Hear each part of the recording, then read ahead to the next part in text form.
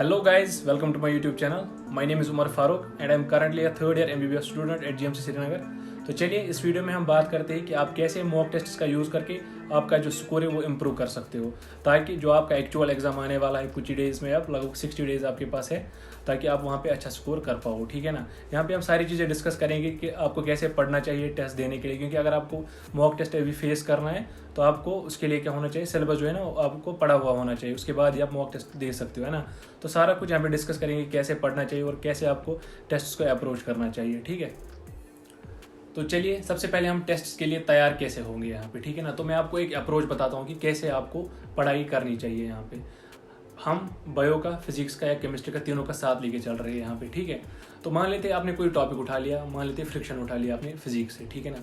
तो आपको क्या करना है, उसको पढ़ना है खुद से। अगर खुद से समझ आ रहा है तो ठीक, अगर कहीं पे डिफिकल्टी लग रही है आपको सिंपली यूट्यूब पे सर्च करना है या किसी टीचर से आपको पढ़ना है। मेन चीज़ यहाँ पे क्या है, जैसे कि कोई लोग ऑफलाइन होते हैं तो वो ऑफलाइन टीचर से पूछ सकते हैं कि हमें ये टॉपिक समझ नहीं आ रहा है, यहाँ पे थोड़ी सी मदद चाहिए। यहाँ पे मेन चीज़ आपको दिमाग में ये रखनी है कि आपका जो कंसेप्ट है वो पूरा का पूरा क्लियर होना चाहिए, 100% क्रिस्टल क्लियर होना चाहिए। उसके बाद फिजिक्स में या अगर आप फिजिकल केमिस्ट्री की बात करोगे, यहाँ पे आपको बहुत सारी सॉलिड एग्जांपल्स देखने को मिलेगी। सॉलिड एग्जांपल्स आपको बहुत ये मतलब याद रखना है कि वो आपको करनी ही करनी है। कुछ लोग उनको छोड़ देते हैं, जिसकी वजह से क्या होता है, उनका जो टॉपिक है वो वीक रह जाता है। तो आपको सिंपली क्या करना है, वो जो सॉलिड एग्जांपल्स है ना वो देखनी है कि कैसे क्वेश्चन को अप्रोच किया गया है यहाँ पे और कैसे इसको सॉल्व करना है। ठीक है ना। उनको छोड़ना नहीं है। बायो में तो आपको नहीं मिलेगी सॉलिड एग्जांपल्स, लेकिन फिजिक्स और केमिस्ट्री में आपको मिलेगी और आपको वो करनी ही करनी है। और सारी जितनी भी आपकी बुक में दी हुई है ना या मॉड्यूल्स में दिए हुए हैं वो आपको करने ही करने हैं। उसके बाद आपको MCQs पे आना है। जो टॉपिक आपने ऊपर पढ़ा MCQs पे आना है, सिंपली MCQs को सॉल्व करना है।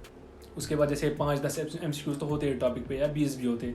उसके बाद देखना है यहाँ पे जो आपसे गलत हुए ना MCQ, जब आप आंसर की देखोगे तो कुछ MCQ यहाँ पे गलत हो गए, डेफिनेटली हो जाते हैं, क्योंकि जब आप पहले पढ़ते हैं ना तो फिर थोड़ी गलतियाँ हो जाती है यहाँ पे। तो उसके बाद आपको क्या करना है, वापस आना है, जहाँ पे आपको गलती हुई ना उनको मार्क करना है सिंपली। उसके बाद जिस टॉपिक में आपको गलती हुई ना, मतलब जैसे फ्रिक्शन का कोई पर्टिकुलर टॉपिक था यहाँ पे, वहाँ पे आपको गलती हुई किसी क्वेश्चन में, आपको सिंपली क्या करना है, वो बुक से देखना है कि ये गलती कहाँ से हुई। एक तो इसका सोल्यूशन देखना है पहले, उसके बाद बुक पे जाना है या आपकी जो नोट्स है वहाँ पे जाना है, वहाँ पे देखना है, उसको रिवाइज करना है फिर से कि मुझसे गलती क्यों हुई, अच्छा मैं ऐसे गलत कर रहा था, ताकि दोबारा आप गलती ना कर पाओ अपने एक्चुअल एग्जाम में। ठीक है ना। ये बहुत ही इंपॉर्टेंट स्टेप होता है यहाँ पे। तो ऐसे ही आराम से चलना है आपको सारा का सारा जो सिलेबस है ना वो कंप्लीट करना है। हर एक चीज़ पढ़नी है और उसको समझना है और उसके MCQs करने हैं। उसके बाद एट द एंड आपका जो सिलेबस है वो कंप्लीट होगा यहाँ पे। और हाँ, कोशिश करना है यहाँ पे कि आपके जो 60 डेज रहने वाले हैं ना लास्ट में, वहाँ तक आपका सिलेबस कंप्लीट होना चाहिए, ताकि आप उसकी वजह से क्या होगा, आप फिर रिवाइज कर पाओगे अच्छे से अपना सिलेबस और बहुत सारे आप टेस्ट अटेम्प्ट कर पाओगे यहाँ पे। ठीक है। तो उसके बाद जब सिलेबस कंप्लीट होगा उसके बाद आपको फुल सिलेबस टेस्ट देना है। ठीक है ना।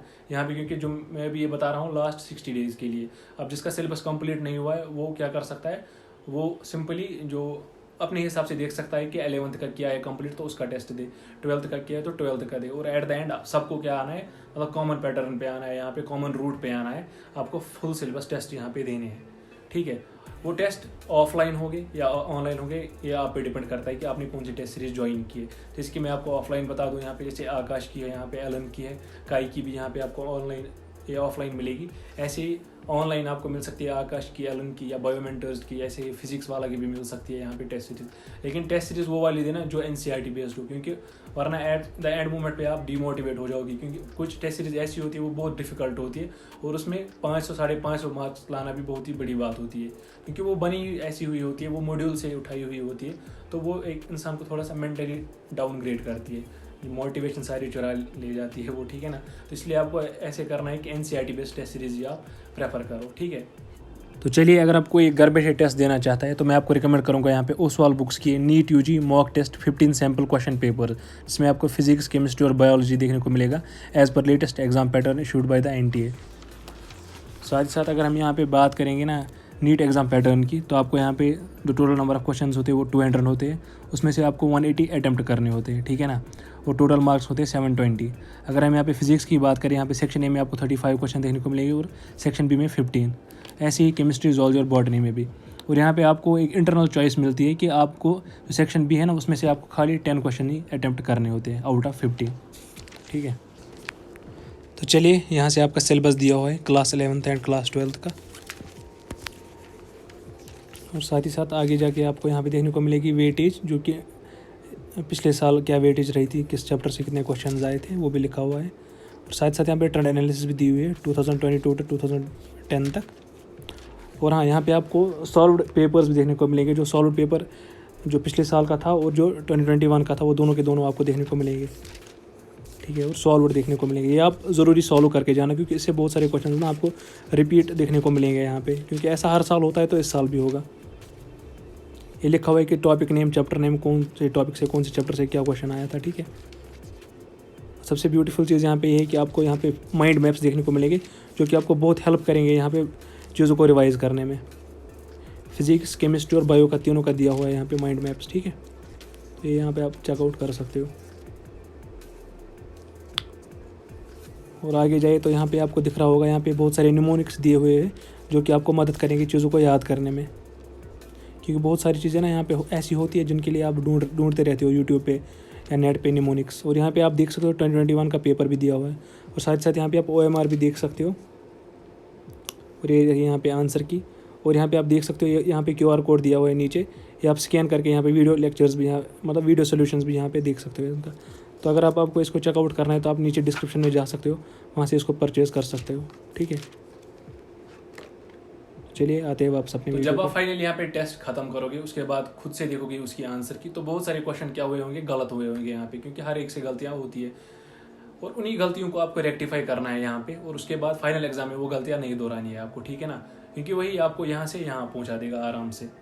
और क्या करना है, जब आप देखोगे ना यहाँ पे आंसर की देखोगे, जो क्वेश्चन आपसे गलत हुए ना उनको मार्क करो, खाली उन वाले क्वेश्चंस को आपको मार्क करना है यहाँ पे। उसके बाद सिंपली उनका सोल्यूशन देखना है, ठीक है ना। सोल्यूशन देखने के बाद आपको वो सेम क्वेश्चंस क्या करने हैं, अगर वहाँ से ठीक से लिखा है सोल्यूशन तो ठीक है, अगर नहीं तो आपको सिंपली आना है अपने नोट्स पे और वो टॉपिक्स ढूंढने हैं। इतनी मेहनत आपको करनी ही पड़ेगी, वो सारे के सारे टॉपिक्स आपको ढूंढने और उनको मार्क करना पड़ेगा, हाईलाइट करना पड़ेगा, ताकि जब आप नेक्स्ट टाइम रिवाइज करो तो आपका जो मेन फोकस है वो वहाँ पे जाए, क्योंकि जो आपने ऑलरेडी पढ़ा था वो तो आपको फिर आराम से बन ही रहा है यहाँ पे क्वेश्चंस में, है ना, वो आपको दिख रहा होगा। लेकिन जो नहीं बना था वो आपको मतलब क्या प्राइम फोकस उस पर होना चाहिए, ताकि जब एग्जाम में वैसे सेम टाइप के क्वेश्चन, मतलब वैसे टॉपिक से क्वेश्चंस बनाए जाएंगे तो आपको वहाँ पे गलती नहीं करनी है, आपको वो वाले क्वेश्चंस को मतलब क्या बोलूँ मैं, खतरनाक तरीके से करके आना है वहाँ पे। और वही आपका जो स्कोर है ना, वही आपका जो स्कोर है वो बूस्ट अप करेगा।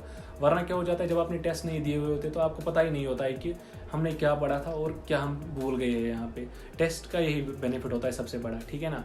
उसके बाद मार्क करने के बाद आपको रिवाइज करना है, और जब आप ये टेस्ट सीरीज भी खत्म करोगे ना तो फिर एक ही चीज़ रह जाती है, वो है रिवीजन। जितना पॉसिबल है ना उतना रिवाइज करना है, और साथ ही साथ वो वाले क्वेश्चंस भी रिवाइज करना है यहाँ पे जो आपसे नहीं बने थे टेस्ट सीरीज में, ठीक है ना।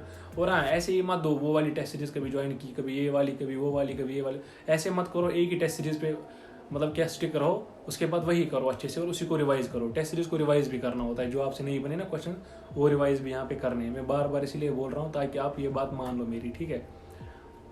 तो ऐसे ही एट द एंड आपको जितना टाइम मिले रिवाइज के लिए वो आपको करना है, ठीक है ना, क्योंकि रिवीजन से आपको क्या होगा, आपकी जो क्वेश्चंस है ना वो बहुत ही सिंपली वहाँ पे सॉल्व हो जाएंगे और जल्दी जल्दी में सॉल्व हो जाएंगे, ठीक है। और अगर मैं बात करूँ यहाँ पे कि आपको मतलब कितने टेस्ट देने चाहिए, तो अभी मैं रिकमेंड करूँगा जो आपके लास्ट 60 डेज है ना, आपको एक वीक में 2 टेस्ट देने चाहिए या 2 वीक में 3 टेस्ट देने चाहिए, ठीक है ना। उससे आपको बहुत, जब आप टेस्ट दोगे ना तो आपको बहुत सारा जो डेटा है ना वो मिल जाएगा और याद भी होगा। टेस्ट में जो आप क्वेश्चन गलत करके आते हो ना, वो आपको फिर जब आप आंसर की देखते हो तो आपको उसका आंसर भी याद रहता है और उसका सोल्यूशन भी आराम से याद रह पाता है। तो ऐसे आपको चलना है।